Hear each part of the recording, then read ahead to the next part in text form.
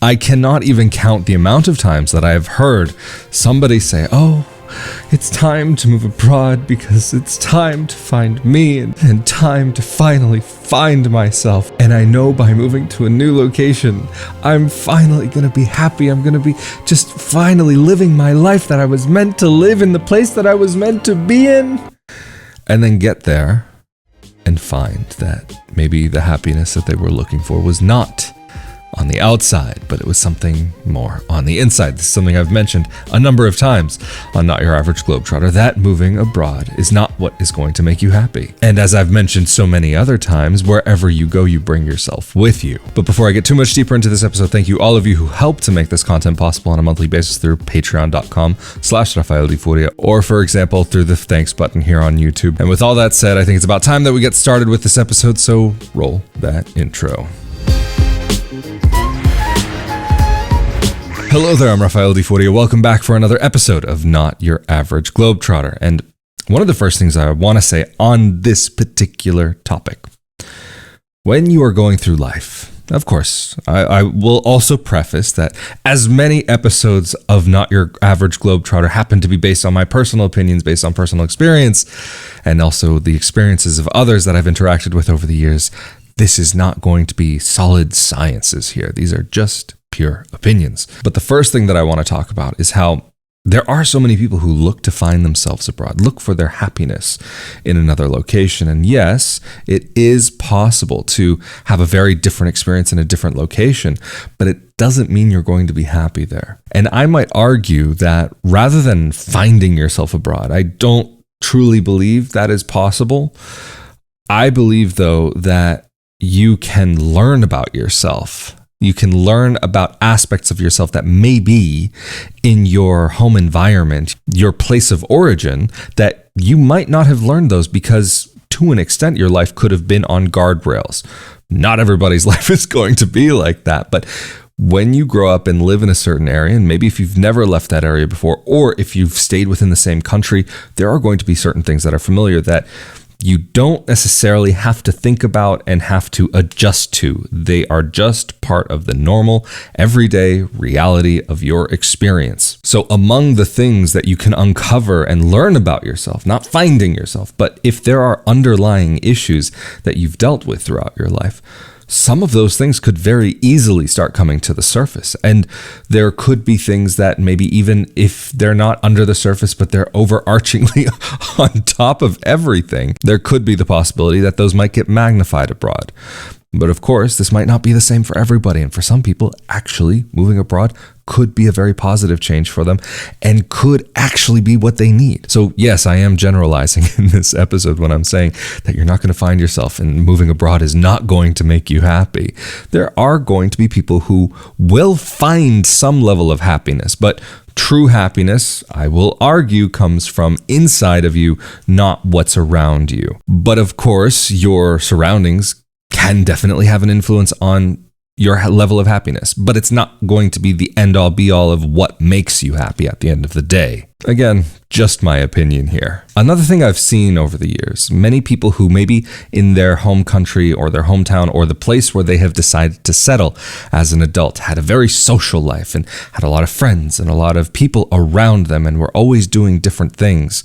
But then when they move abroad, all of a sudden their social circle is minimal or none. And having to start all over again and meeting new people and starting a whole different life in a whole different location can be daunting. Although I'm not saying it wouldn't be worth it in the end, because there is still a benefit to moving abroad. There are still many, many enjoyable things that you can get by living in another country, having new experiences. There's definitely an intrinsic value to that can add to your enjoyment of life. But I would say that maybe enjoyment and happiness aren't necessarily the same thing, although one can lead and help out with the other. But of course, this gets back into another thing that I've said in so many episodes about why it is so important to learn a language. It's not guaranteed, of course, by speaking a language that you'll get rid of your loneliness or that you'll be making friends in your new location. However, it will help fight isolation. And by being able to have at least basic communication with people around you, okay, that still can be isolating. And granted, even in a room full of people, many people can still feel isolated and lonely. So it's not to say that by speaking the language, that's going to solve the problem either. But if you are someone who tends to feel that way and tends to have that as an underlying issue that you deal with, then you have to think about, is moving abroad the right choice for you? Is that something that you are willing to magnify? And this also gets into another thing that I've spoken about many times, and that is the pizza pasta and amore, the fluffy rainbows and butterflies and unicorns versus the reality of the situation. Idealization of a location, which I see very often. I've done it myself before, but I see it very, very often, especially amongst people who are just, I guess you could say, fresh off the boat. Oh, we're in our new country. It's amazing. It's going to be fantastic. We have so many new opportunities here, and it's going to be a wonderful life. And then the daily realities start hitting. And so this is one of the reasons why I do say very often that it is so important to have not just a pilot trip where you go and you kind of discover the areas that you're thinking about living in, but spending a fair amount of time actually in a location. And I'm not saying like a week, I'm saying like months. Only after that amount of time, when you've had a chance to kind of settle into at least some kind of rhythm, is when you're actually going to start feeling like you maybe have a handle on what real life could be. Yes, that is a big time commitment, but are you willing to drop everything for a place that maybe you haven't really experienced before, or maybe you've only been there on vacation? Personally, I would say that is a horrible idea to just move to a place because, oh, we've enjoyed going there on vacation for so many years. That can get you into so much trouble so quickly because you're thinking that your life there,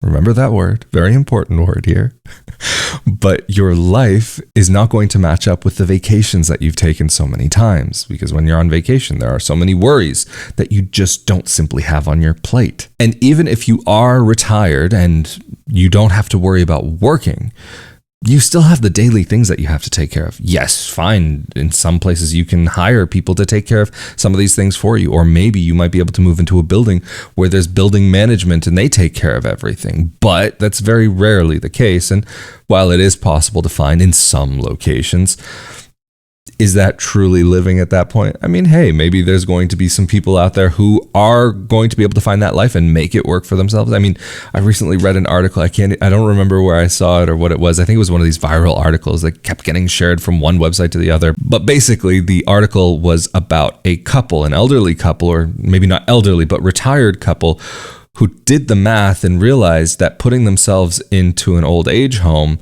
actually didn't make sense from a financial standpoint, and that actually being able to take cruises around the world full time financially made more sense to them. Of course, I might say that there would be some differences in what is available to you on a cruise ship versus at a care home. But hey, I mean, if that's what you're into and you do want to live on vacation mode for 365 days a year, I'm not saying there's anything wrong with that. Clearly, it might not be for me, but hey, there's going to be some people out there that could find that it is definitely the right thing for them. But another thing, though, is that once you've expanded your horizons, that you've seen life in a different place, that can really impact you and can change your outlook on life when you do go back to your home country. That I've talked about this many years ago. I haven't talked about it in a while, about how when you leave your country, it's almost like you have this fork in the road, that you've gone off in one direction and the people who you lived with and were around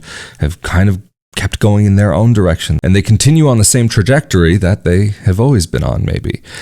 But once you have gone to see what life is like in another place and you've been exposed to some things, yeah, maybe there are going to be some parts of the world where you're going to see, oh, yeah, definitely actually life back in the old country was maybe not that bad, but life could be in some places actually more to your liking. And then to go home to the country that you're from, or the location, the region, the city, the state, whatever it may be that you come from, and seeing how maybe there were certain things in a different country that actually were more to your liking and more agreeable with your lifestyle, that could present some challenges for going back. So there is actually, I would argue, a very big risk in moving abroad if you're not fully committed to it, and if you're not 100% ready to take that jump, that leap of faith. Because even if you have done all of the research, there are still so many unknown factors that it's impossible to know before you leave. Once you're actually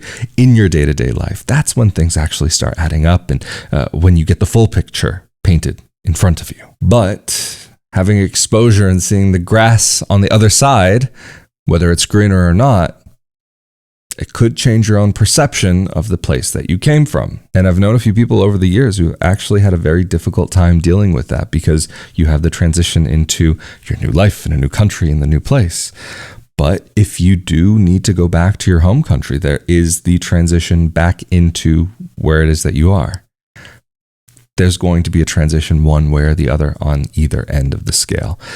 And that is whether you had a positive experience there or a negative experience there.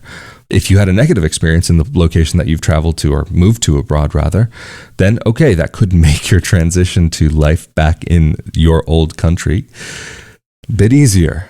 But if you feel as though you have a sense of that maybe you failed, or a sense of that you really loved that place where you were, but you could just never make it work, going back to the country that you're from could have its challenges that you have to take into consideration before you leave. You need to understand all of the potential realities and all the different ways that those realities could come into play, and all the risks that come along with it. Yeah, I am talking about some very unusual situations as well, and I'm also talking about some very unique circumstances that people might find themselves in. I've always said that I think it's very important to have as much information as possible so that you can make a proper choice, because if you just jump into something, where's the choice that you've made other than to just jump into it? And then once you've realized the choice that you've made, maybe it shouldn't have been a choice that you should have made to begin with. Because also another important factor is managing your expectations and not putting so many eggs into one basket that, oh my gosh, it's going to be amazing, and that it's going to be the perfect life, and it's going to be the right life that I have to live, and it's going to be just the dream. When you put your expectations up that high, you can get let down and dropped so easily. So that's another reason why I would very much argue that it is very important to keep a realistic outlook on what it is that you may find. But of course, I'm Rafael de Furia. Thank you so much for joining me for another episode of Not Your Average Globetrotter. And a big thank you again to those of you who helped this project to be able to continue through Patreon or the one-time donations such as the thanks button here on YouTube. Stay safe and healthy out there, and I will see you all next time. Later.